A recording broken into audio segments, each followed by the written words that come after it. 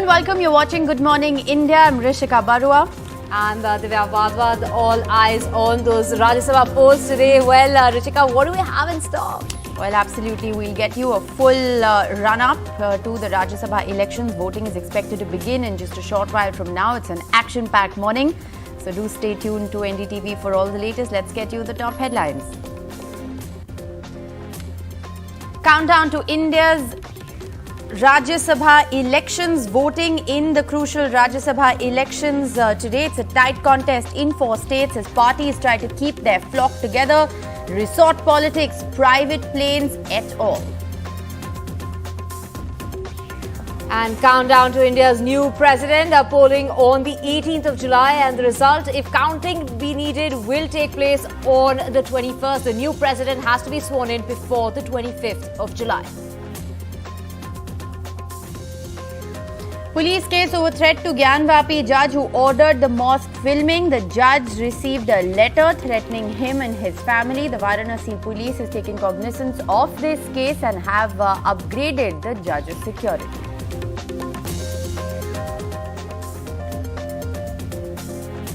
And curfew in Jammu's Bhardwa on communal attention. The army has been called in to conduct flag march in the area. After the RBI move, loans become more expensive. Bad news as 5 Indian banks now have hiked lending rates.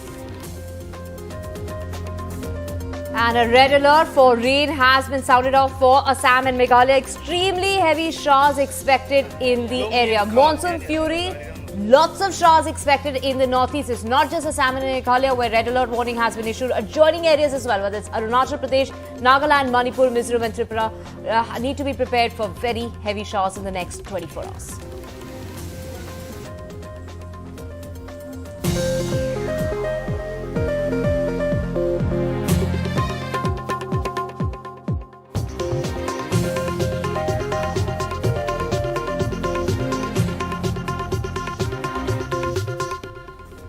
Well, our top focus story is the Rajya Sabha elections. Now remember, elections are being held to fill 16 vacant seats in the upper house of parliament. 41 candidates have already been elected unopposed.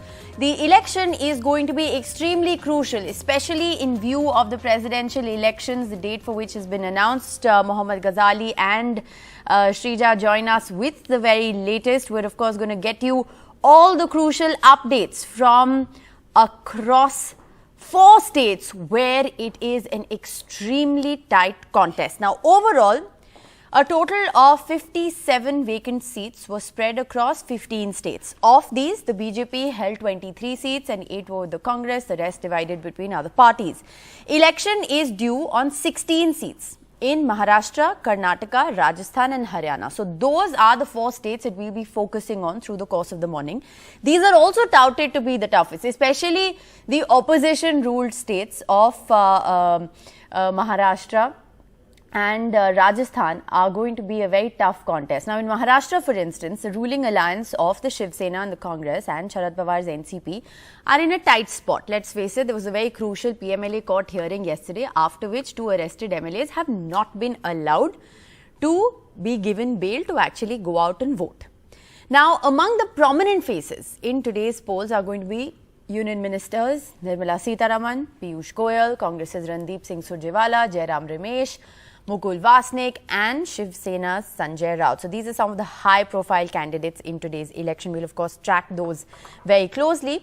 Meanwhile, the BJP has managed to cross the 100 mark in the upper house. So this of course is the bigger picture, with the BJP now becoming the first party to do so since 1990. Still, the elections are expected to help it shore up its numbers ahead of the presidential polls. So these of course are just some of the details, some of the overall details of how crucial this election is. And we are of course going to go across to our team of reporters in Maharashtra, Karnataka, Rajasthan and Haryana to bring us up to speed with the very latest, where remember, resort politics has peaked, private planes are in service. You've had MLAs doing yoga, playing games and also being trained in how to vote in this crucial election. So before we go across to our bureaus, it's over to Sanket Upadhyay, for an overall explainer on what to expect today. Hello and welcome to NDTV Explainers. Now the race to Rajya Sabha is on, but we thought that it is very, very important for our viewers to understand what exactly is happening. Because you're getting snatches of the conversation, but not the complete picture. So here you have on the screen, what is going to happen today is that 57 seats are going to go to polls in 15 states. Now, elections are not happening on 57 seats because there is no contest on all 57. We'll explain what that means. So there are 15 states where 57 MPs will be elected for the Rajya Sabha. Let's move on. Let's tell you what the current scenario of these 57 seats is. Which party has how many in the Rajya Sabha? So in these 15 states, of the 57 seats, 24 are with BJP, 8 are with Congress, others have 25, and of these others, 12 are pro-BJP and 13 are anti-BJP, which means that of these others, 13 people add to the Congress total and they are in a camp which is opposed to the BJP. BJP has 24, but of these others, 12 are usually, they support the Bharatiya Janata Party. So that is the situation. Now, we are not saying that the result is going to be exactly this, but there is a likely scenario. What is that likely scenario? That once these elections are held, 21 go to the BJP, 10 go to the Congress, and there will be 26 that will go to the others. Pro-BJP will be 11 and anti-BJP will be 15. So you can see that this is just a rough calculation. It could go in a different direction as well because there are some close contests. So what's the situation? 24 with the BJP, 8 with the Congress, 25 others, of which 12 are pro-BJP and 13 are anti-BJP. This is the current scenario. After the election, the likely scenario is 21 for the BJP, 10 for the Congress and 26 others, with 11 towards the BJP and 15 against. Now there are, as we told you, some contests as far as the Rajya Sabha is concerned. So as we told you, 57 seats, 15 states. Let's take a look at each state, right? Where all is this election happening? So that's the map of India. Let's move on now and show you this map right here. 2 in Punjab, 2 in Haryana, 4 in Rajasthan, 3 in Madhya Pradesh, 2 in Chhattisgarh, 6 in Maharashtra, a contentious state, Haryana, Rajasthan, Maharashtra and Karnataka. These 4 states are where there is going to be a contest. In other states, there is no dispute. So people know that they have this many votes and they are going to vote. And basically that party is going to get their MP. Uttarakhand has 1, Uttar Pradesh has 11, Bihar 5, Jharkhand 2, Odisha 3, Telangana 2, Andhra Pradesh 4 and Tamil Nadu 6. So in Haryana, Rajasthan, Maharashtra and Karnataka, these are the 4 big states, the 4 states where a contest is going to happen. So what has happened is that of these 57, results are already out on 40. All right. Well, speaking of big states, let's cut across live to Sohit Mishra joining us from Mumbai at the moment. Sohit, lot of action where you are. MLAs have already arrived to vote. That's right. In fact, if you see over here, Ashish Shelar, BJP MLA, has just arrived, and before that, what you can say is that all the BJP MLAs have arrived via buses over here. In fact, now even the Shiv Sena MLAs have started to arrive over here. Now, what you see over here are Shiv Sena MLAs who are arriving over here, and Sachin Ahir has reached over here. Sachin Ahir is a Shiv Sena MLA who has reached, and even he is here to see what can be done over here. As of now, he is speaking in Marathi. After that, once he speaks in Hindi, we will also try to get what he is saying. But as you could see, since it is 8 AM in the morning and a bus full of BJP MLAs have arrived. Apart from that, Deputy Chief Minister Ajit Pawar has also arrived over here, and now several BJP leaders have also arrived, and Shiv Sena leaders have started to arrive as well. So since early morning, what we can say is all the MLAs are coming here to vote, and in fact in the morning what we saw is that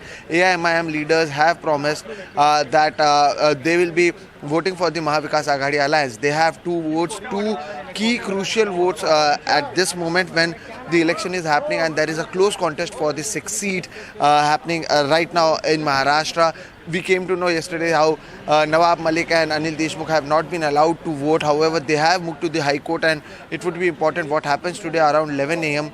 It is being said that this case might be mentioned, and after that there could be a hearing on the same. So will they be allowed or not? This is also going to happen. So till last minute there is several drama that is happening in Maharashtra. However, two leaders from AIMIM who are the MLAs, they are supporting. Samajwadi Party has two MLAs. Even they have promised support to the Mahavikas Aghadi Alliance. So as of now, even the MVA is trying to get as many votes as possible. At the same time, the good news for the BJP is that Devendra Fadnavis, who was tested positive, has been tested negative. So he'll be coming out to vote as well. The entire election is a direct election between Uddhav Thackeray and Devendra Fadnavis, and it is a very close contest. And in all of this, what we can say that while the MLAs have started to come and vote, what will happen in the court will also be important. AIMIM leaders and Samajwadi Party leaders will also come, and they will also vote in favor of Mahavikas Aghadi Alliance as they have promised.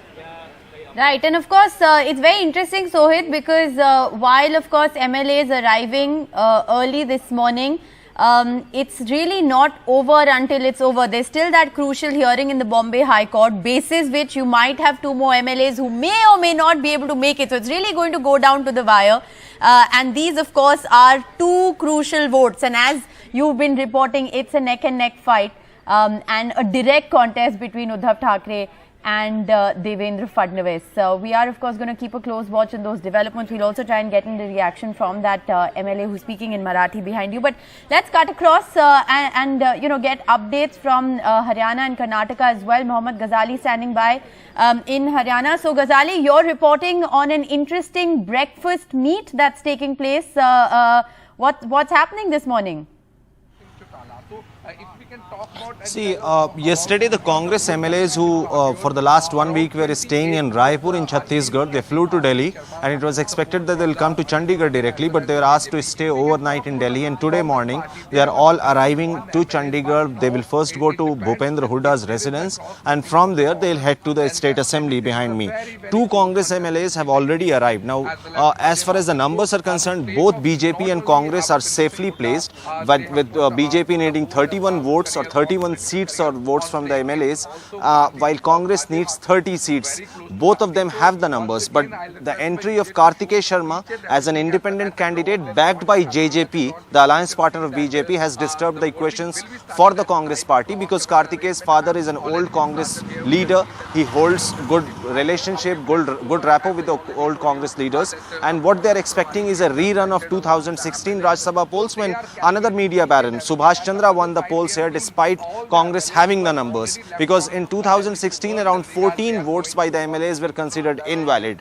Now this time around, with the support of JJP, independent MLAs, and also support by INLD's Abhay Chautala, Mr. Kartikeya Sharma is within the reach of 30 seats or 30 votes, which is needed to win the polls, the Rajya Sabha polls. Now he expects that either some of the dissident Congress MLAs vote for him or abstain from voting, or their votes are declared invalid. So for that we know that the Election Commission has declared that the pen provided by the observer here within the assembly has to be used for voting. So a proper training was given to all the MLAs for both the parties. The Congress and BJP say that they have held mock voting for their MLAs while they were kept in resort. Even BJP has kept all their MLAs in a resort here in Chandigarh. So it seems that this training will, whether it will come handy for both the parties, whether Congress is safe, because it is also the test for the leadership skill of Mr. Hooda. When he was appointed, his loyalists were appointed the state chief, so some of the Congress leaders in Haryana got upset. Now this is the time to see whether Mr. Bishnoi, one of the MLAs who was upset, whether he has been placated, because what we are hearing is that yesterday when Mr. Hooda flew from Delhi to Chandigarh, even Mr. Bishnoi shared the same flight. So has he been placated or not, we'll only get to know in the voting. But today morning he had sent out some cryptic tweets that he will do. He appeared very positive as far as tweets are concerned, but we'll have to see that whether Mr. Makan is actually safe or not. Ghazali, if you go by the tweets that have been put out, every side is winning, and we know that's not a possibility. At the end of today, there will be just one winner. But both, of course, positioning themselves at least, with a lot of confidence. So crucial breakfast meet where Ghazali is hectic activity. MLAs, of course, are back in Chandigarh. Remember, they couldn't be holed up in those resorts forever. So the holiday, as they say, has ended, and they are in fact, going to be voting in just a short while from now, voting for which they've of course undergone a lot of training, and mock voting drills have been carried out. So all of that's been very interesting. Harsha Kumari Singh also joins us. Harsha, we were wondering whether you'd be able to join us or not, given the fact that the internet has been suspended in the Amer Fort area ahead of Rajya Sabha elections. I mean, what's going on? What's the rationale of suspending the internet? Well, as of now, it is working. I mean, so you can see me on air, and yes. I think maybe one odd Airtel carrier, one odd carrier may have been suspended, but the rest is working. So we are doing fine as of now, and we'll be bringing you all the news live from here. So I don't think there's any reason to panic, at least in this area where we are in the Rajya Sabha, where the Vidhan Sabha is. There is no internet suspension. But to get ahead now, to go ahead with that is very interesting. This morning I've just learned from the Chief Whip of the Congress, Mr. Mahesh Joshi, that the Chief Minister himself is going to be the poll observer. Now clearly, the party is not taking any chances. It's quite a challenge for Ashok Gehlot, I think, to keep all those numbers together. And he will be sitting there when the MLAs go in to vote. So remember, when the Rajya Sabha election happens, the pens also are handed by the people who are conducting the election. So even the pen is handed to you. You can't carry your own pen in. Even your pen is handed. So there's uniformity. If it's a purple ink today, then everyone's going to be voting in purple ink. You can't draw a line or even create a smudge on that ballot paper. And then you walk in line and you go and show your vote to your party observer. In this case, Chief Minister Ashok Gehlot himself, who is going to be looking very carefully at this vote. So I think that's quite intimidating for all MLAs to show their vote to the Chief Minister and the party president, Govind Singh Dotasra, and then they'll be casting their vote. Of course, the Congress has said late night development. The one independent MLA who was holding out has come on board. They're claiming 126, but we never know till we go inside. All right. You never really know until and unless it's all inked. And of course, like Harsha is explaining, that ink is extremely crucial. Well, we're glad that the internet is back, at least where you are. So, you'd be able to join us live. Less panic for us in the newsroom as well. We were wondering whether we'd be able to get that line with you. Let's also get in an update now from Shrija, joining us from Karnataka. Shrija, there's been hectic developments in the last 24 hours. What appeared to be a kind of a calm, we are now essentially seeing, that JDS rushed MLAs to Whitefield. Yesterday, they were kept there overnight, and of course, they're all going to be, voting together. What's the update from ground zero? Well, as far as Karnataka is concerned, I mean, every time there's an elections round the corner, we see that, there's fears of cross-voting, defections, and what's an election without a political drama that we're witnessing? And even this time, it's no different, because what we did see in the last 24 hours was where, the JDS MLAs, they were immediately moved to one particular hotel. A few hours later, there was confusion as well prevailing, and after which they were moved from one hotel to the other, which means there is a fear of cross-voting as far as the JDS is concerned. But if you're really to talk about the numbers over here in the 224 assembly seat in Karnataka, we're looking at 121 seats from the BJP, and then you have 70 from the Congress and at least 32 from the JDS. Now, the close contest that we're looking over here is especially the kingmaker, which is going to emerge, is the fourth seat. Now, all the three parties here, the BJP, the Congress and the JDS, they have fielded their candidates for this fourth seat. Now, definitely it's going to be a very close fight. But what's more important to note over here is that the strife between, the Congress and the JDS, they clearly have not come to an agreement. They've not really on what they wanted. They have not been able to come to a logical conclusion, because what we understand is that just about yesterday, when we spoke to H.D. Kumaraswamy, the JDS Supremo, all that he maintained was we failed, or the talks clearly failed with the Congress, because the Congress is not really willing to let go of or withdraw their nomination, and hence it's going to be definitely a very tough fight, not just with just the BJP, because the plan here was for the Congress and the JDS to get together and put up a very strong fight, and the purpose was to defeat the BJP. But here we see at least BJP has 2 confirmed seats, but we also understand right now from our sources that they are very confident about winning the 3rd seat as well. Just about yesterday we saw the mock voting drills that were being conducted, but whereas on the opposition camp we saw the JDS they were trying too hard to keep their flock together, and on the other hand the Congress and the JDS were also in talks with each other to let go of their seat.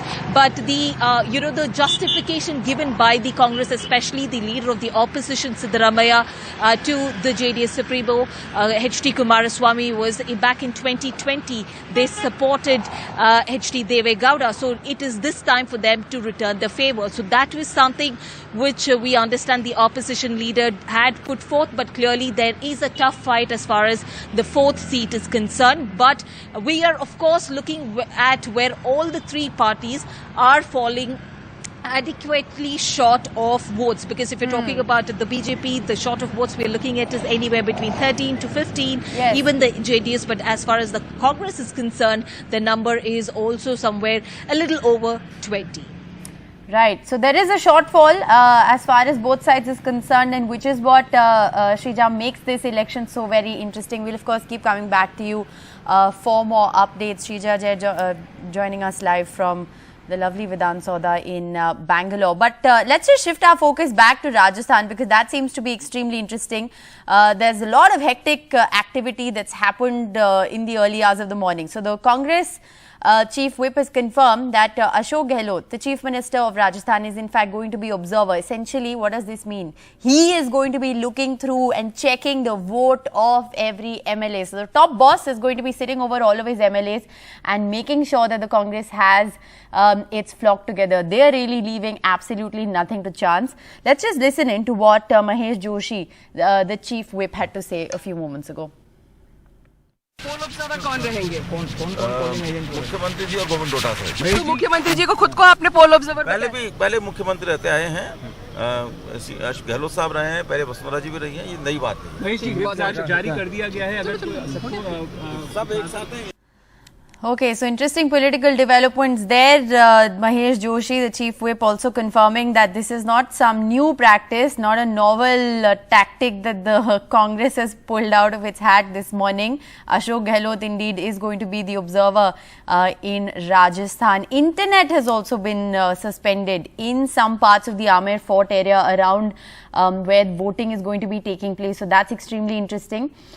Okay, and live pictures coming in from Maharashtra as well, from the Vidhan Sauda in Mumbai. BJP MLAs, remember, all huddled together in a bus, were the first to go and vote in the Rajya Sabha elections this morning at 8 a.m. sharp. The bus rolled in, and those are pictures of MLAs presumably who have voted and are now making their way out of the Vidhan Sauda. So those of course are live pictures that we're getting to you early this morning from Mumbai, where as far as the BJP is concerned, the deed is done. They've cast their vote in this election. Maharashtra is particularly interesting, and I'd just like to apprise our viewers of some of the top developments as far as Maharashtra is concerned. 6 seats up for grabs in Maharashtra, and like I said, it is the most fascinating battle. It is an opposition-ruled state. The Mahavikas Aghadi was in troubled waters yesterday. We still don't know whether 2 MLAs who are currently in ED custody will be granted bail and be allowed to vote. Yesterday, the court denied it. So that was 2 MLAs lost, and in an election so tight, every single vote counts. This hearing, interestingly, is going to take place in the High Court, which is Nawab Malik and Anil Deshmukh's hearing is going to take place in the High Court. So this may actually change. If the High Court grants them bail and allows them to go vote, they might actually be able to go and vote. But so far, they continue to remain behind bars and have not been permitted by the court to vote. 6 seats, like I said, up for grabs. Shiv Sena has fielded 2 candidates, Sanjay Raut and Sanjay Pawar. Opposition BJP has fielded 3 candidates, and this includes high-profile Union Minister Piyush Goyal, Anil Bonde and Dhananjay Mahadik. These are the people BJP has fielded. NCP and Congress have nominated 1 each. Praful Patel and Imran Pratapgarhi respectively. We'll keep a close watch on all those developments. We'll get you all the updates from the key states which are going to be voting this morning in this all-important Rajya Sabha election. All the political action on the other side of a short break. Stay with us.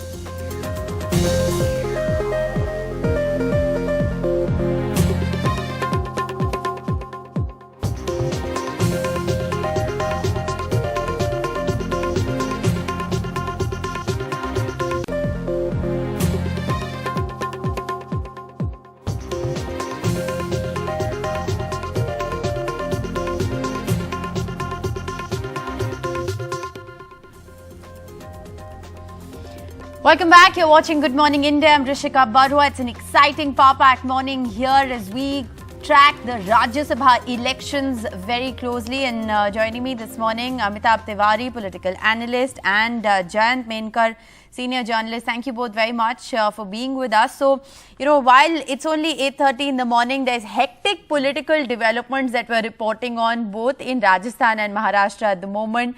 Haryana and Karnataka so far quiet, but you never know when activity picks up pace. So, Amitabh Tiwari, if I can come to you first, let's just look at, for the moment, let's just look at Rajasthan. So, internet suspended in certain parts of Jaipur ahead of this crucial voting today. And well, none other than Chief Minister Ashok Gehlot is the chief observer. He's literally going to be sitting over everyone's heads and checking on their vote. Yeah, I mean, it's a prestige election for Ashok Gehlot in that manner. And he would not forget the 2016 incident in Haryana when Subhash Chandra won, despite not having the votes with him. So in Rajya Sabha elections, a lot of things happen.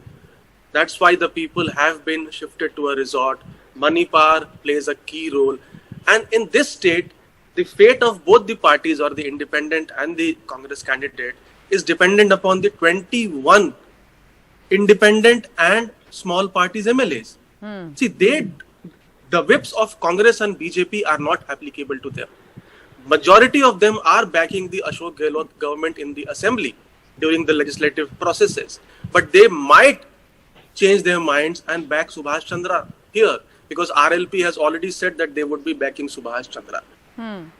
So, and here BJP had won 4 out of 4 seats in the last elections. This time, because of the loss in 2018, it could fall to just 1 number. So a loss of 3 seats, and that is why we are seeing a lot of hectic parlays here. And we could see some MLAs getting their votes deliberately disqualified or invalidated because there is a particular way of inking the ballot. Yes. So it's a complex process. Some people might not turn up due to COVID symptoms. Some may cross vote despite the whip, because now we also know that people could get disqualified but get elected 6 months later on the opposition party's ticket. So a lot of things happening in Rajasthan, and with Sachin Pilot being touted or applying the pressure on the Congress to make him the chief minister, it is very, very important for Ashok Gehlot to win all these 3 seats, because if it doesn't, then it goes as a negative for him. Well, you said that it's a prestige battle, but from what you're saying, it almost sounds like it is a battle for survival as far as Ashok Gehlot is concerned, which is why he's sitting there as observer, and MLAs through the course of spending the last week cushioned in a resort have also been trained on the do's and don'ts of voting. So there's actually been mock voting drills that have been carried out, not just Rajasthan but also Haryana, from what my colleagues have been reporting.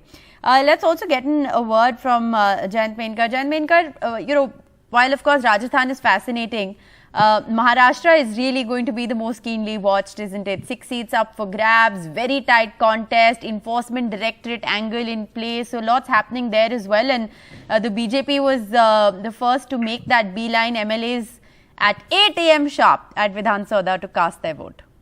Yes. So it was in 1998, last time when I think there were 6 seats and the 7th seat was contested and Congress candidate Ram Pradhan had lost it. That was the time, and since then there is a tradition that there will be only 6 candidates and they will all get unopposed. After 24 years gap, now this is going to be the contest. Well, it seems that already the MIA, Masududdin Owaisi, has extended its support to Congress candidate. Independents have thrown with, again, Mahavikas Aghadi. So it seems that the third candidate, which BJP is desperately trying, they are falling short by at least 10 to 15 votes because BJP is just at 106. They require 126 votes to get elected. So they are at just 106 and they may get 1 or 2 like MNS and some other independents, not more than 112. So they will drastically fall short by 10 to 15 votes. And in this process, their third candidate, which is Dhananjay Mahadi, is unlikely to sail. And as it is, I mean, Shiva Sena will get elected its 2 candidates and Congress and NCP will also get their 1 candidate each. And it will be 4-2 and not something what BJP wants that they should also get elected with 3. All 3. This is unlikely to happen. Yes, BJP's first 2 candidates will definitely get elected. But for the third contest, BJP, I feel, is not at all in the race. Yes. Well, speaking... All right, Ashok Gehlot, in fact, is speaking. Let's just dip in and listen in. वहाँ पर है, इन्होंने जिस प्रकार से 30 उम्मीदवार खड़ा किया, उसको उनकी पार्टी के विधायकों ने लाइक नहीं किया। अनावश्यक हॉर्स ट्रेडिंग से दूसरा उम्मीदवार जीतने की क्या तुक थी? ये मतलब हालात पूरे प्रदेश में रिएक्शन है। अनावश्यक चुनाव करवा दिए, वरना 4 सीटें, 3 हमारी, 1 बीजेपी आराम जीती थी। ऐसे एक्ट को कोई लाइक नहीं करता। पहले भी इन्होंने ऐसे ही किया था, पिछले चुनाव में मार की खानी पड़ी इन लोगों को। अब फिर इस बार मार खाएंगे ये लोग। Okay, thank you sir. All right, very confident Ashok Gehlot there. Very quick comments from both our panelists. Jayant Penkar, this has been the beauty of this election. If you read anybody's tweets or if you look at the sort of posturing we've seen in the last 1 week, everybody is winning, everybody is confident, everybody has the numbers. But at the end of the day, we know there's going to be one winner. But, very interesting what Amitabh Tiwari said at the outset, that it is a battle for survival as far as Ashok Gehlot is concerned, isn't it? Yeah, are you asking me to, Amitabh? Yes. I'm asking you to respond to that. Yeah, it's a fact. It's a fact. It's a battle of survival because if you're saying about Rajasthan, obviously if something happens, as Subhash Chandra had won in Haryana in 2016. So if this is repeated, it will be in a way another booster for Sachin pilot. It will be a bigger setback for Ashok Gehlot. So naturally, he will try his level best that all the 3 candidates of Congress should get elected. Right. In a way, BJP is trying to do the same thing in Maharashtra. If at all the third candidates get elected, they can easily say, look, Mahavikas Aghadi is in this array. The government is going to fall down. And, already the ministers are in the jail and all that. The campaign they can start. And even they can say that the government can be dismissed and everything. So this is what they are trying through Rajya Sabha elections in all the 4 states. Right. Where they can they want to prove that they are still in the power, and particularly in Rajasthan and Maharashtra, where they are not in power. Very interesting, because Amitabh Tiwari, while of course so many factors at play for Ashok Gehlot in Rajasthan, if you look at Maharashtra also, it's been pitted as the Fadnavis versus Uddhav Thackeray battle. Yeah, in Maharashtra also, BJP fears that it could lose 1 seat, just going by the pure numbers. Sure. Here again, the number of independents and smaller parties is 29 MLAs out of 288. And BJP hopes that some of them could vote for their third candidate and it could win and cause embarrassment to the MBA government. Because if BJP wins here, then it gets a psychological edge for the MLC polls which are going to happen just after this. Yes. And then there is the PMC polls. And as Jayant sir is saying, it could also give the impression that all is not well within the MBA. Because you see, these are ideologically very different parties which have come together and formed the government. and Maharashtra being the financial, Mumbai being the financial capital, and Maharashtra being a very important state, BJP has been trying for the past 2.5 years to somehow get this state back.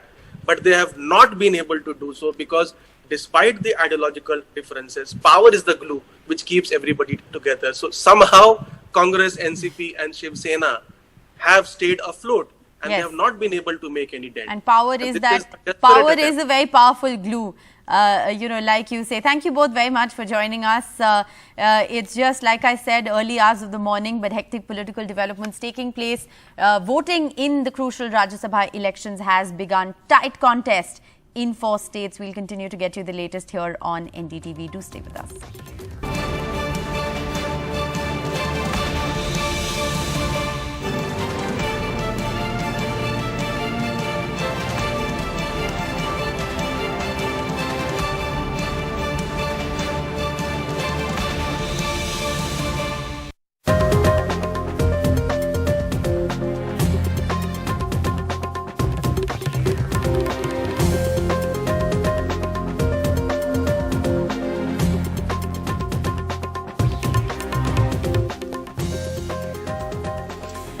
Welcome. You're watching Good Morning India. I'm Rishika Barua. Coverage of the crucial Rajya Sabha elections is underway with the best team of reporters from Ground Zero. Ghazali from Haryana, Sohit from Maharashtra, Shrija from Karnataka and Harsha Kumari Singh from Rajasthan will bring us the very latest political action from Ground Zero. Before we go across to that A team, let's get you the top headlines we're tracking this morning. Voting is underway in the crucial Rajya Sabha polls today. It's a tight contest in 4 states.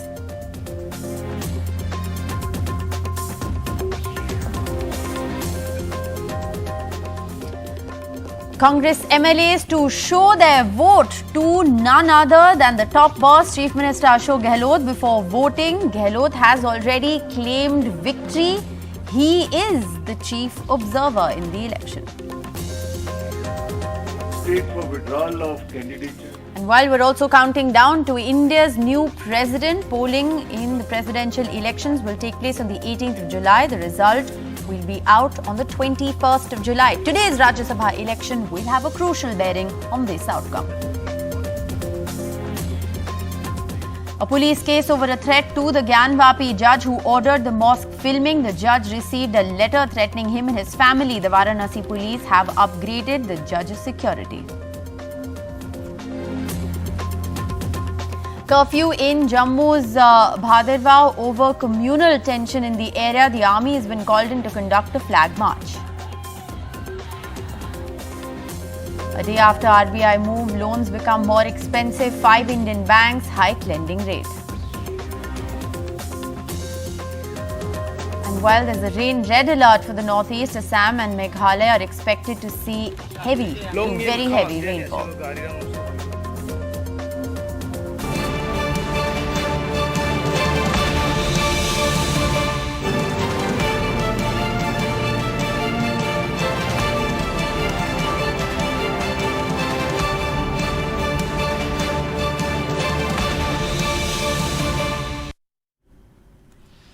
Well, Rajya Sabha elections are being held to fill 16 vacant seats in the upper house of parliament. 41 candidates have been elected unopposed. This election is going to be crucial in view of the presidential elections slated for July. Now, overall, remember, there are a total of 57 vacant seats spread across 15 states. The BJP held 23 and 8 were with the Congress, rest divided between other parties. As we talk about that crucial election, you can see the man in charge in Rajasthan, Chief Minister Ashok Gehlot. He is entering presumably the assembly there in Jaipur. Now remember, it's been very interesting to see that internet was actually suspended in parts of Jaipur till 8 a.m. this morning. The internet was suspended not around where the voting is going to take place, but actually the internet was suspended around the Amer Fort area, which is where the Congress MLAs were being kept. Now remember, it's a tight fight as far as Rajasthan is concerned. It's a prestige battle and a battle for survival for that man you just saw on your screens, the Chief Minister Ashok Gehlot. He's not just up against a formidable opponent, he also has a point or two to prove within his own party. Rajasthan has 4 seats and 5 candidates. It's an acid test, like I said, for Ashok Gehlot. And we will be joined by Harsha Kumari Singh in just a moment. But let's just listen in to what a very confident Ashok Gehlot said just moments ago. जीत रहे हैं comfortably और उनको अपना घर संभालना चाहिए क्योंकि भगदड़ मची हुई वहाँ पर है। इन्होंने जिस प्रकार से 300 उम्मीदवार खड़ा किया उसको उनकी पार्टी के विधायकों ने लाइक नहीं किया। अनावश्यक हॉर्स ट्रेडिंग से दूसरा उम्मीदवार जीतने की क्या तुक थी। ये मतलब हालात पूरे प्रदेश में रिएक्शन है। अनावश्यक चुनाव करवा दिए वरना 4 सीटें 3 हमारी 1 बीजेपी आराम जीतती। ऐसे एक्ट को कोई लाइक नहीं करता। पहले भी इन्होंने ऐसे ही किया था, पिछले चुनाव में मार की खानी पड़ी इन लोगों को। अब फिर इस बार मार खाएंगे लोग। Harsha Kumari Singh joins us live with the very latest. Harsha, action-packed morning where you are. It's a battle for survival as far as Ashok Gehlot is concerned, and he's decided to really play man in charge, hasn't he? Well, absolutely. Just a little while ago, I think we showed you those shots also, those Congress MLAs going in by bus. And I think there, if you can just see Prem Singh just show behind me, there is that bus and that's reached the Vidhan Sabha. Very interestingly, the BSP MLAs who had, of course, tried to play truant, very interestingly, they decided to go to Sariska first rather than going to Udaipur. So Ashok Gehlot had to actually bring them in and then take them down to Udaipur himself. And all of them are on board that bus. They flashed some victory signs just as they went in. And of course, you heard Chief Minister Ashok Gehlot.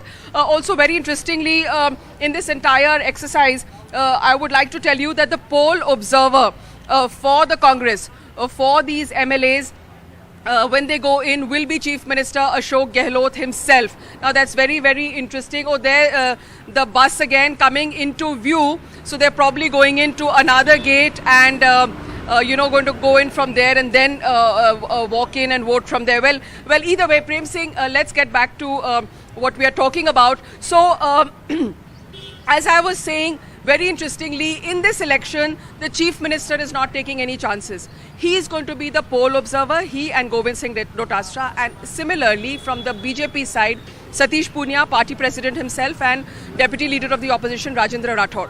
Now, you're going to have these MLAs. Just if I want to just explain to your viewers how it will happen, they're going to go inside, assemble, and then they have to line up and vote. And even the pen that they use for voting is going to be provided inside by the people who are conducting this election. So if you have a dot or a smudge on that line or a different ink, that vote is declared invalid. And that can prove very costly, especially when it's such a tight finish, the numbers game. It can prove to be very costly. So you're going to have these MLAs lining up, Chief Minister Ashok Gehlot sitting there and Govind Singh Dotasra. And all these MLAs will have to walk up to their party observer, that is the CM himself, show them his vote and cast it. So quite intimidating, I think, there for MLAs. Chances of things going wrong are very, very slim. But then in politics, you never know. Anything can happen. Now, also the Congress is now saying that we have 126 MLAs. That means the BTP, the CPIM and all independents have come on board. So clearly, we were talking about whether Ashok Gehlot can do magic, and if he pulls off this Rajya Sabha election, I think I will agree that he is a magician. Also, just a little while before he went in, I spoke to the BJP spokesperson about this entire exercise. Mr. Ramlal Sharma, who's the BJP spokesperson, told us what is their point of view. मेरे साथ है Ramlal ji, BJP की spokesperson हैं और legislature भी है। रामलाल जी, काफ़ी अब कड़ी मतलब सुरक्षा के साथ हम देख रहे हैं कि फाइनली आप लोग वोट डालने जा रहे हैं। आप भी रिजॉर्ट में रहे, कांग्रेस वाले भी रिजॉर्ट में रहे, यहाँ तक कि आमेर का जो रिजॉर्ट है वहाँ पर तो इंटरनेट भी सस्पेंड करना पड़ा। देखिए, डर जो है, डर कांग्रेस के अंदरूनी कलह की वजह से। हाँ, इतिहास में पहली बार देखा कि मुख्यमंत्री जी एक एक वोट से मिलने के लिए उनके घर तक जा रहे हैं, हॉस्पिटल तक जा रहे हैं, तो डर उनको सता रहा है। हमारे को कोई डर नहीं है, हमें पूरा विश्वास है हम दोनों सीटें जीतेंगे। आपके पोल ऑब्जर्वर्स कौन रहेंगे? हमारे घनश्याम जी के रहेंगे सतीश जी पुनिया और सुभाष जी के रहेंगे राजेंद्र जी राठौड़। क्या आपको लगता है कि कहीं क्रॉस वोटिंग हो सकती है, क्योंकि सुभाष चंद्रा ने क्रॉस वोटिंग हो सकती है, लेकिन दोनों तरफ से हो सकती है ये तो? देखिए, भारतीय जनता पार्टी के तमाम विधायक एकमुखी हैं, एकमत हैं और 3 दिन तक हम साथ रहे हैं। किसी के मन में कोई दुर्भावना नहीं है, लेकिन कांग्रेस के कुनबे में कलह मची हुई है, ये तो जग जाहिर है। डोटासरा जी का और बीडी कला जी का झगड़ा जग जाहिर है, राजेंद्र गुड्डा जी का बयान जग जाहिर है, मलिंगन कहा कि मेरे साथ न्याय नहीं हुआ, जग जाहिर है। खिलाड़ी जी ने कहा कि साहब सरकार कोई काम नहीं कर रही है। इनके प्रतिस्पर्धा इस बात की है कि हमें आश्वस्त किया गया था कि मंत्रिमंडल में शामिल करेंगे। बहुजन समाज पार्टी से कांग्रेस से आने वाले विधायक भी असंतुष्ट इस आधार पे है कि 6 विधायक आते हैं, 1 मंत्री बनता है। आपको लगता है इसलिए सीएम को पोल ऑब्जर्वर बनाया वहाँ पे?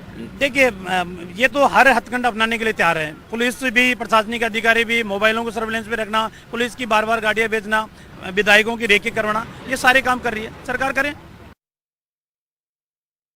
All right. So, Harsha, there, of course, we've heard from Chief Minister Ashok Gehlot. You also heard there from the BJP spokesperson. Harsha, just to put this in a macro perspective for our viewers, you, of course, understand the numbers better than I do. 4 seats and 5 candidates. And as far as Subhash Chandra is concerned, he's already come out openly and said he's going to win because independents in Congress are going to defect and they are going to be voting for him. There's no chance that he's going to be winning without that vote actually crisscrossing in his favor because the BJP is 11 short, isn't it, for this second seat? Well, yes, absolutely, absolutely. No way that he's going to win unless somebody cross votes in his favor. And, there are 13 independents and the 2 BTP and 2 from the CPIM. Now, they've promised support to the Congress, but, if any of them vote in his favor, and he had, of course, alleged that the Congress will vote in his favor. But remember, we are saying if they have to go up and show their vote to Ashok Gehlot, I think the chances of that are very slim. In fact, Mr. Subhash Chandra has just driven in just behind me, and he's gone in also. So, Vasundhara Raje, Subhash Chandra, the Chief Minister, everybody is here, and we are the voting is going to get started any minute now in Rajasthan at this Vidhan Sabha here. Right. All right. Thanks, Harsha, for joining us with that update. So, it's an action-packed morning as far as Rajasthan is concerned. But let's also get an update from Karnataka now. Let's go across to Shrija, joining us from the Vidhan Sabha in Karnataka. Shrija, 4 seats up for grabs and 6 candidates in the fray. It's going to be, a tight contest in Karnataka, isn't it?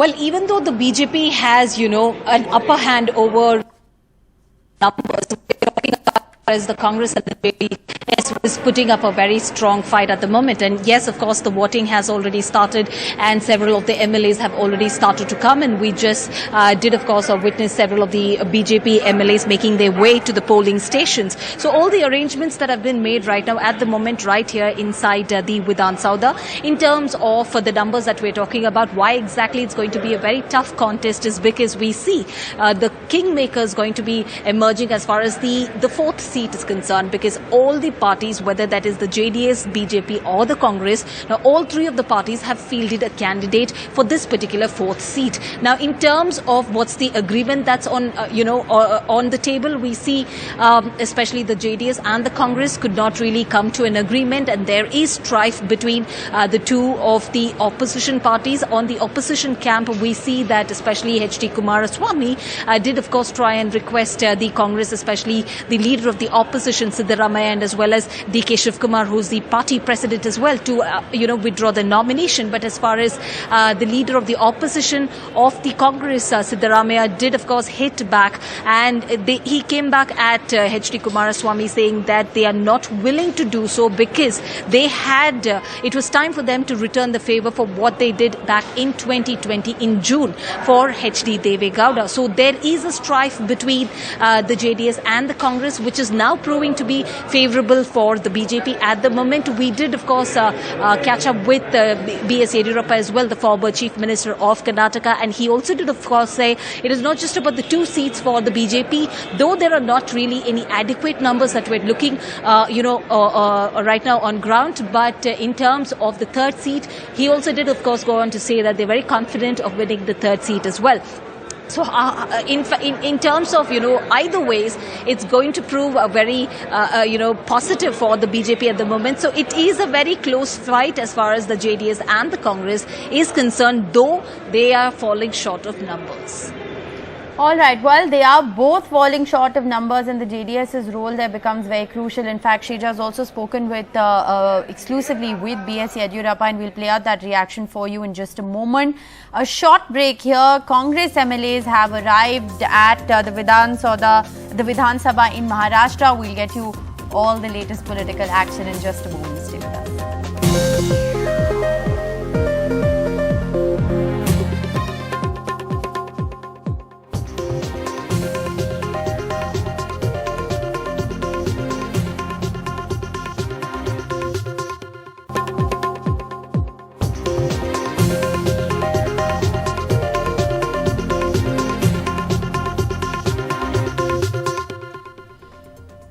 Welcome back. You're watching Good Morning India. Rajya Sabha elections currently underway for 16 seats across Maharashtra, Karnataka, Rajasthan and Haryana. It is touted to be a tough contest, especially in Maharashtra. As you can see those pictures of Devendra Fadnavis. He's entered the Maharashtra Assembly. Piyush Goyal entering there to vote. Piyush Goyal, of course, one of the high-profile candidates in this particular election. Now, in Maharashtra, remember, for the ruling alliance, it's going to be a tough fight. It's a tight spot after two arrested MLAs were not allowed bail for voting. They've contested this in the High Court. They might still be allowed to vote if they are granted bail to actually go out and vote.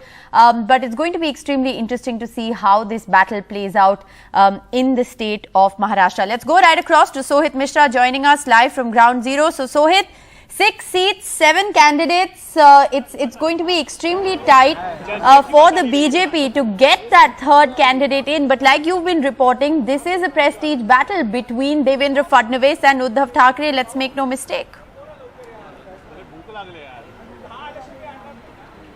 Absolutely, it is a direct contest between Uddhav Thackeray and Devendra Fadnavis, and both of them are have been playing and talking to people. They have been saying and taking it very seriously. Devendra Fadnavis, while he was down with COVID, he was calling all the MLAs, be it the independent MLAs or the MLAs from the smaller parties. Same goes with Uddhav Thackeray. In fact, he met with several independent MLAs, and we also saw a couple of them boarding the bus with the Shiv Sena MLAs. So it is a direct contest between both of them. Now for the 6th seat where the voting is going to happen, or which is the reason why this entire voting is happening after 24 years in Maharashtra, is where Sanjay Pawar is contesting from Shiv Sena and Dhananjay Mahadik is contesting from the BJP. Now 3 buses consisting of BJP MLAs have reached. The bus which had Congress MLAs has also reached, and a couple of MLAs from Shiv Sena as well as the NCP have reached as well. Now if we talk about figures, 42 is the number of votes required to put your 6th candidate to win, make them win. Now BJP along with its allies has 29 votes with them. They need 13 votes. Mahavikas Aghadi has 27 votes with them. However, in those 27 votes, we calculated Anil Deshmukh as well as Nawab Malik. Now, since the court as of now hasn't allowed them, they have 25 votes. However, AIMIM has supported them, which takes the total to 27. Samajwadi Party has supported them. They have 2 MLAs, which again comes to 29. So both of these parties have 29 votes. The number of required vote is 42. So 13 votes are required, and this is where the independent MLAs or the MLAs from smaller parties will decide that who will be the 6th person from Maharashtra who goes to Rajya Sabha. And that's the reason for the last couple of days we have been seeing several resort politics happening. In fact, till last night there was a high-level party meeting of the BJP happening in one hotel, and at the same time Congress leaders, senior Congress leaders were meeting with NCP chief Sharad Pawar. So there is a contest that is going on. It is a battle of prestige, as well as this will also decide the future politics in Maharashtra, because after this election there is MLC, Member of Legislative Council elections that is going to happen. There are BMC elections, there are other municipal corporation elections, and whoever wins today will have an advantage of a perception image of their own party that they are more stronger than the other party, and that's the reason it is a very personal contest between the two of them. And at 11, whatever happens in the court will also be important, and the MLAs or their leaders, everyone are paying attention to that as well. All right, the Shiv Sena, of course, has come out and said that they are extremely confident, Sohit, and we've heard Uddhav Thackeray in the past talk about how independents and smaller parties are all, rallying behind them with those crucial, that number of 29 is extremely crucial, and at 11 a.m. Sohit said we'll know whether that 2 more is going to be added or not. The 2 MLAs who are currently in Enforcement Directorate custody, will they be allowed to step out and cast their vote? Remember, every vote counts as it goes down to the wire as far as, the race for the 6th seat in Maharashtra is concerned. Thanks very much, Sohit, for joining us with the very latest. We'll, of course, keep coming back to you for more updates from Ground Zero. Joining us, Manisha Priyam, political analyst and researcher, Javed Ansari, senior journalist. Thank you both very much for being with us on NDTV, and a very good morning to you. Javed Ansari, I'd like to begin by asking you, since we were just talking about Maharashtra, 6 seats, 7 candidates, and it's going to be extremely tight between the Shiv Sena and the BJP to send that 6th candidate to the upper house, isn't it? Absolutely, and all eyes will be on Maharashtra and what happens in the Vidhan Sabha there. The Chief Minister has pulled out all the stops. Mr. Fadnavis too, even while he was being treated for corona, kept working the phone lines.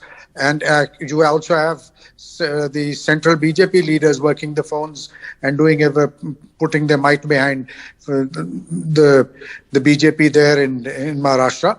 So much will depend on which side the independents go and how they play. When a state government usually conventionally has more advantage, because you are in a position to dole out favors, you are in a position to grant reprieves, you are in a position to do a lot more to try and win over those independents. Mr. Uddhav Thackeray has run a fairly organized government. There, even amongst the allies, there is not too much of discontent. He's managed the contradictions. So it will go down to the wire, but ultimately I do believe from sources in Maharashtra that Uddhav Thackeray should manage to pull through, should manage to ensure the victory of his 3rd candidate. Okay, well, it's going to be interesting to see which way that happens. Manisha Priyam also with us. Manisha Priyam, the other hectic state this morning has been Rajasthan. I have to say, lots has happened. Ashok Gehlot is a man who's leaving absolutely nothing to chance. He is the observer appointed. He's going to be checking every vote. We've of course seen that, resort politics has heated up. MLAs were in Udaipur. Internet was suspended in Jaipur, where the MLAs were housed till 8 a.m. So, they're really leaving nothing to chance, because let's face it, as far as Subhash Chandra is concerned, if he has to win, he'll only win with this crisscross voting, and there's no other chance. Yeah, the Rajasthan Rajya Sabha elections are extremely important. Many reasons here. Ashok Gehlot has to prove to his own party in the state that he's the man in command and that the dissidence does not matter. Lot of dissidents which does not have the face of Gehlot, many others speaking out against Gehlot. But Ashok at this point of time is leading his army of MLAs. Now, if these were his army members, the corps commander has had to cut off the supply chains in the difficult terrain of Amer.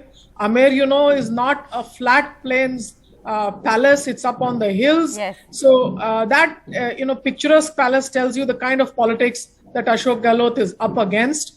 So he's got to, manage the dissidents, show that he's the face of the Rajasthan Congress Party. It's also about the Congress Party in the center, which that he has to prove that if the Gandhis have to stay where they are, Ashok Gehlot is the man in one of the important states held by the Congress Party. Now, be that as it may, Subhash Chandra on the other side, Vasundhara Raje coming in, on the BJP side also, the person who's being surely sent into the Rajya Sabha by the BJP is Ghanshyam Tiwari. So yes, the BJP also a house in contest, but a house that has mustered up both Ghanshyam Tiwari and Vasundhara Raje together. And they are showing up together at the assembly today to show a united face. And that seems that it's a curtain raiser for the state assembly elections very soon to be held in that state. Now, Subhash Chandra, of course, very tall figure, very big name. Pramod Tiwari as well, coming in from the state of Uttar Pradesh for the Congress Party. It's also the story about whether the tall politicians from other states have to be accommodated in different states where they have the seats and the political power. Well, absolutely. So whether the stature of Subhash Chandra or the political muscle flexing of Ashok Gehlot, that's to be put at test today. Well, many types of politics, but let's see what happens in Rajasthan today. Let's see what happens in Rajasthan. You know, speaking of accommodating leaders, Javed Ansari, Haryana, the Congress is going to need a 100% strike rate if Ajay Makan is to make the cut. It is 31 votes that are needed per seat, and the Congress is just at that number of 31. Yes, but they're up against it. There are question marks over which way Kuldeep Bishnoi will vote. As we know, it's universal knowledge that there is more. The Congress is not exactly a united house as far as Haryana is concerned. There is a lot of heartburn against Mr. Huda's attempts to control power and weed out all those who are not exactly aligned with him. But nonetheless, Kuldeep Bishnoi had said that he will go by what Rahul Gandhi says. So there is no official word as yet whether Rahul Gandhi has reached out to him via phone or there's been a meeting. But so if much will depend on what which way Kuldeep Bishnoi goes. As far as because Rajasthan you talk of concerned, Kuldeep Bishnoi, I have to tell you, Kuldeep Bishnoi has actually reacted, and we'll try and play out that bite in just a bit. My colleague Mohammad Ghazali sent us one line saying that, he said in that bite, "Apni antar atma ki awaaz suniye." You want to react to that? So yes, the suspense lingers on. He's just trying to make Mr. Huda sweat because this is his chance. As far as Rajasthan is concerned, I don't know what kind of a stalwart is Mr. Subhash Chandra. What are his exploits? The last time he was an MP, was from Haryana. He was also parachuted, and that happened courtesy the Chautalas. They jumped. They decided the deal didn't go through with the Congress and the Chautalas and Subhash Chandra. But what kind of a stature does he have except for the fact that he has a lot of money and runs a media house? He's flexing that. Pramod Tiwari, in comparison, has been an 8-time MLA, 1-time Rajya Sabha MP. Right. So as far as political acumen goes, where is the comparison between the two? Also, speaking of, media barons running, it's going to be very interesting to see how it goes for Kartikeya Sharma, because there's no way he's going to be able to make it without, again, the support of the Congress and crisscrossing there in Haryana, Manisha Priyam.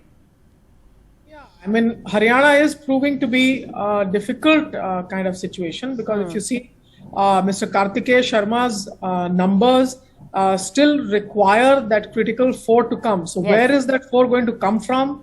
Now, Kuldeep Bishnoi talking about the conscience vote reminds you of the Congress party led by Indira Gandhi at VV Giri's candidature.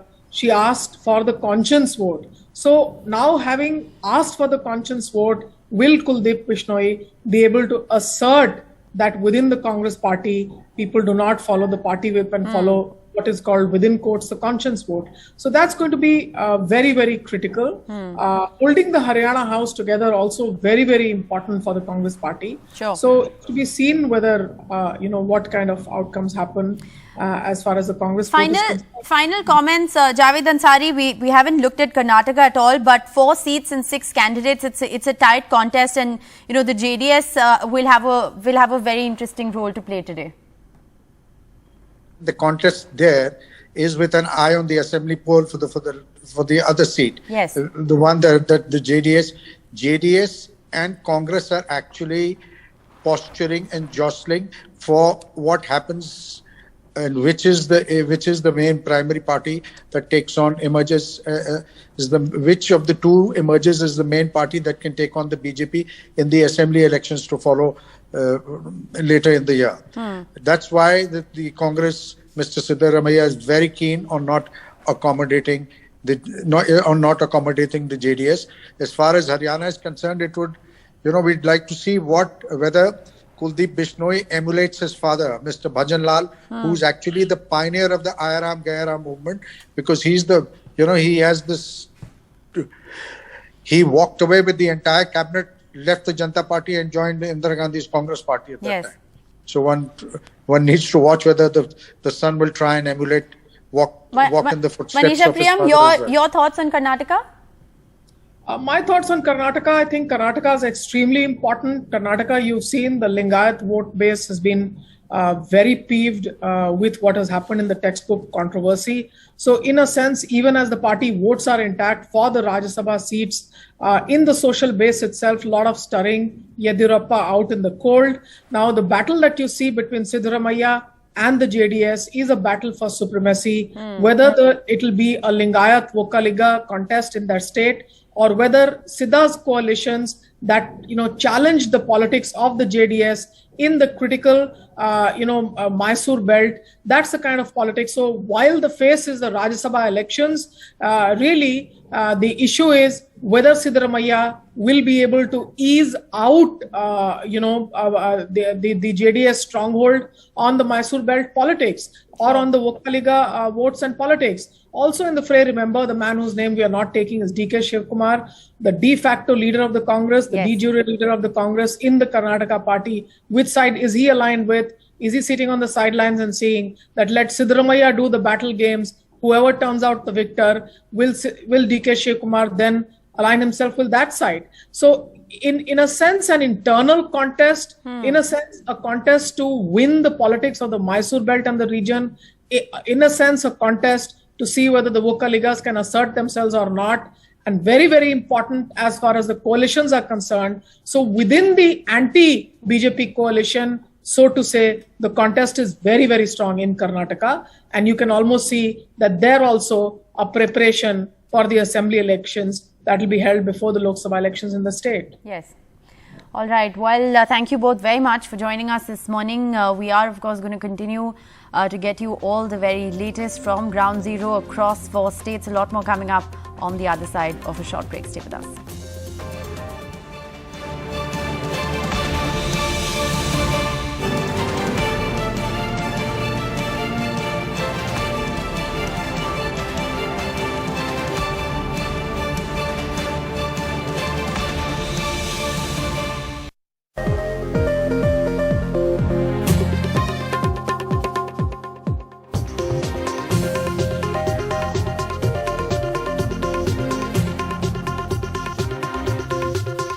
Welcome back. You're watching Good Morning India. We are getting you all the latest political action on the Rajya Sabha elections. Let's go right across to Haryana. Mohammad Ghazali joins us with the very latest. 3 candidates are in the fray for 2 Rajya Sabha seats from Haryana, and it is a neck and neck fight.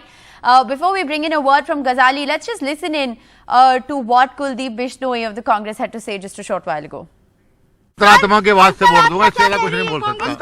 अंतरात्मा की आवाज क्या करिए sir? मैं अपनी अंतरात्मा की आवाज से वोट दूंगा, ये कह सकता हूँ। Thank you. All right, Ghazali, tell us why that conscience vote or antaratma ki awaaz is going to be so crucial in today's election. See, I'll just clarify one thing, that BJP has 40 MLAs in the assembly, and they need 31 seats or 31 votes to win their Rajya Sabha seats. So BJP's candidate is safe. As far as Congress is concerned, they have 31 MLAs, they need 30 votes. So even Mr. Bishnoi abstains or doesn't vote or vote against the party line, even then Mr. Makan is safe. Now, where does the problem lie for the Congress? Because Mr. Kartikeya Sharma, with the support of JJP MLAs, who are 10 in number, and rest of the 9 BJP MLAs, or the surplus, what we call the surplus MLAs from BJP, as well as independents and INLDs, Abhay Chautala, they have all voted to support Mr. Kartikeya Sharma. So he's close to that figure of 30. And if a couple of Congress MLAs sort of vote against the party line, or their votes are declared invalid, or they abstain from voting, then Mr. Sharma poses a tough challenge to Mr. Makan. Now, how to decode Mr. Bishnoi's statement? For the last 1 week, he has been putting out some cryptic tweets. Even today he has done that. But he maintains that he will follow his conscience, he will vote as per his conscience, and he repeats the same thing today. He arrived in the assembly session today morning, just around half an hour ago, and has just left as well.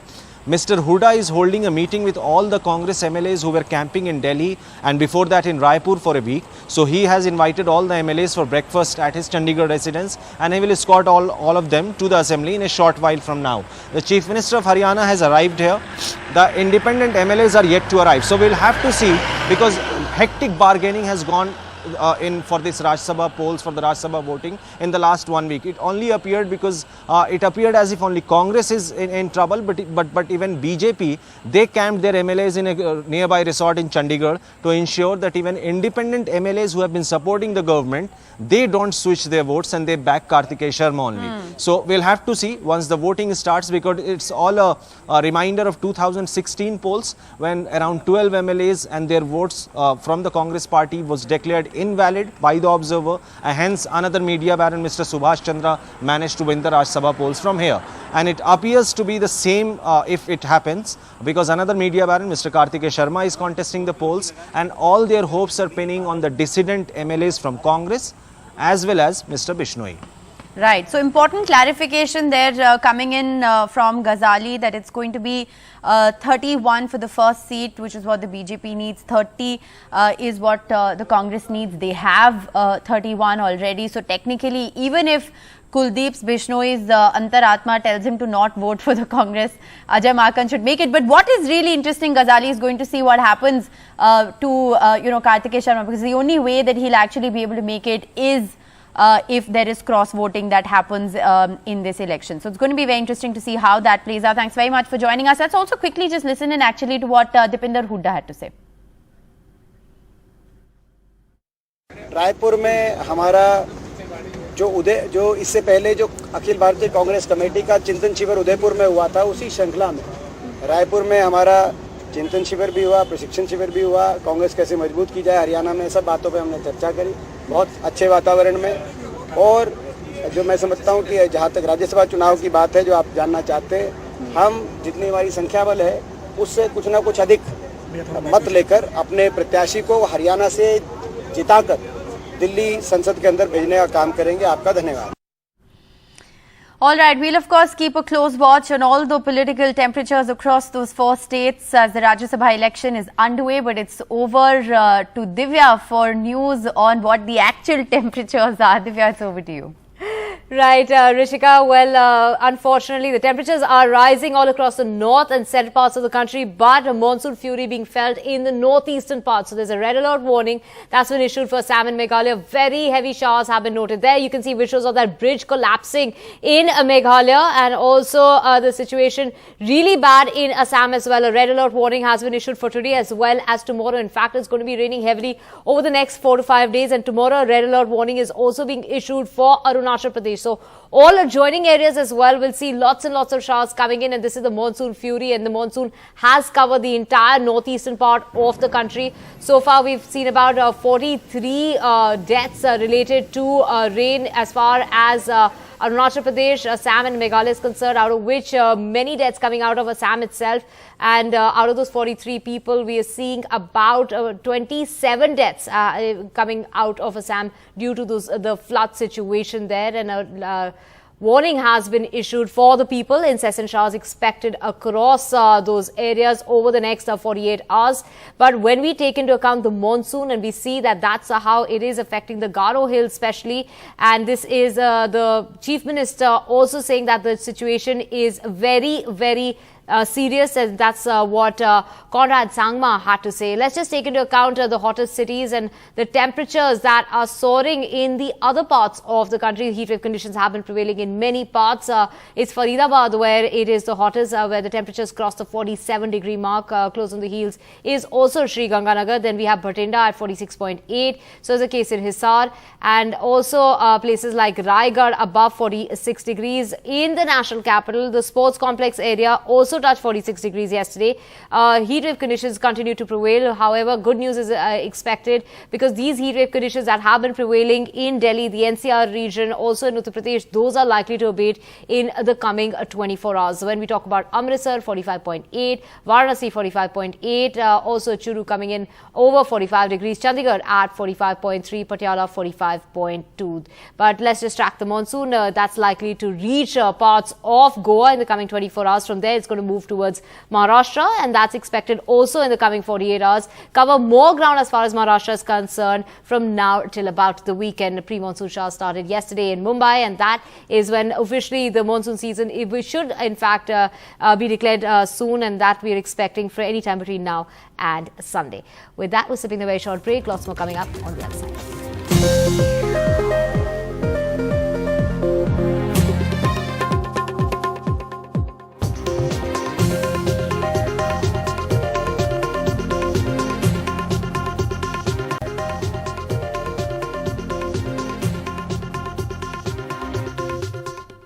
Welcome back. Well, COVID cases are on the rise across states and in India overall. 7,584 new COVID cases have been reported in the last 24 hours, and COVID cases are now up 5% from yesterday. Yesterday, remember, around 7,200 COVID cases were recorded, which was a rise of 40% from the previous day. Now, daily positivity rate for now is up at 2.26%, which is up from 2.17% that was reported yesterday. And this, in fact, is majorly up from 2 days ago when the positivity rate stood at 1.67%. So in 2 days, it has gone up from 1.67 to 2.26%.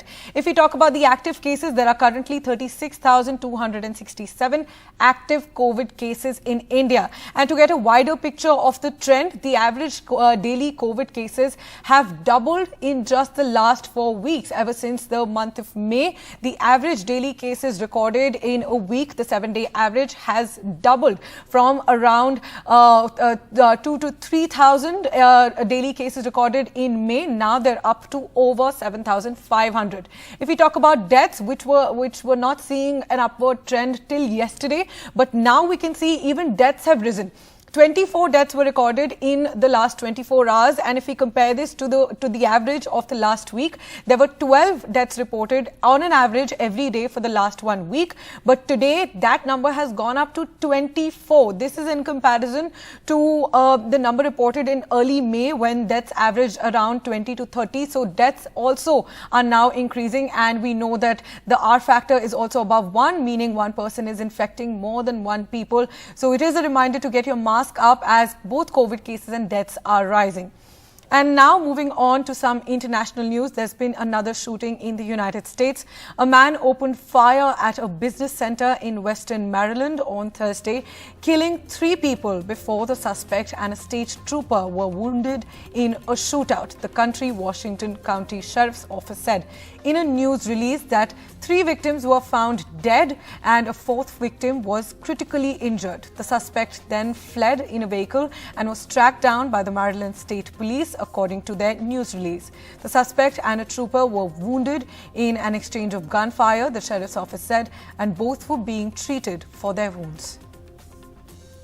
Today at approximately 2:30 p.m., the Washington County Sheriff's Office responded to Columbia Machine, Inc., which is located at 12912 Bickle Road, Smithsburg, Maryland, for reports of an active shooter.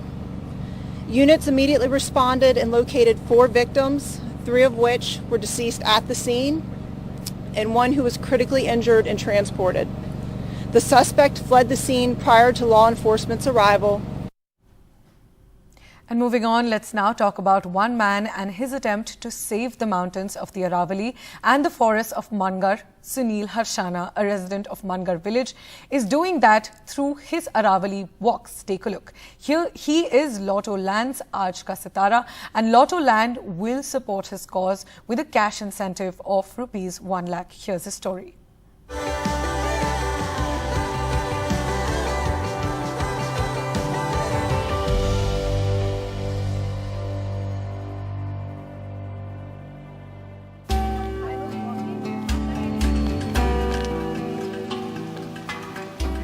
This is Sunil Harshana. The 30-year-old comes from a simple farmer's family. He once used to graze his animals in these Aravalli mountains.